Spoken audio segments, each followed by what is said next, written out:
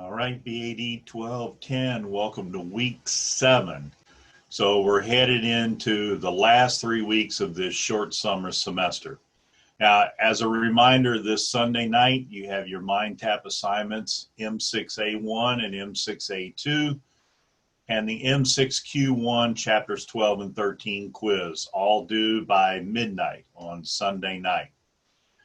Now, this week we're going to start part 5 on leading. We're going to do that by covering chapter 14, understanding individual behavior, and chapter 15, leadership. As we look at chapter 14, I want you to think of this from 2 different perspectives. First, I want you to think of the importance of understanding you, yourself, as an individual. Now, this is important because all of your impressions, opinions, thoughts, and ultimately your decisions are seen and made through your own filter. What is your style, your appetite for risk or change, your preconceived notions or prejudices? All of these impacts how you operate and interact with your employees and your team. Now, secondly, I want you to look at this from the perspective of your employees or your team. Same questions. What is their style? What is their appetite for risk or change? What are their preconceived notions or prejudices? Now, as you'll see, these things are framed by one's perception of their surroundings and the current situation, their personality, actions, emotions, and even how they respond to stressful situations. Now, in chapter 15, we'll look at leaders, what leadership is, leadership theory and traits, and how we migrate from being just a manager to an actual leader. So what's the difference? Now, we know that managers and supervisors are responsible for getting things done or directing action. The additional attribute of leaders involves what I refer to as the buy-in.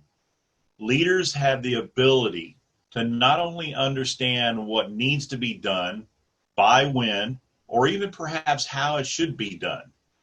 They also have the ability to get buy-in, to get employees to not only understand why they are doing what they are doing, but also want to do it based on any number of motivating factors. Yes, pay is always a motivating factor, but leaders strive to get employees motivated because they believe in the cause, the effort, the product or service, because they believe that it has value for themselves and their customers or clients. Sometimes you'll hear the difference described as a manager gets people to do what they need them to do. A leader gets people to want to do what they need them to do. For your assignments this week, you have the usual Mind Tap activities, M7A1 and M7A2. In My Learning, you first have discussion M7D1 on negative employees. Be sure to post your initial post no later than Wednesday night.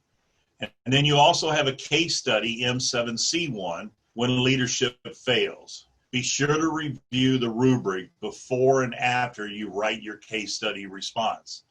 And then lastly, you have M7Q1, the chapters 14 and 15 quiz.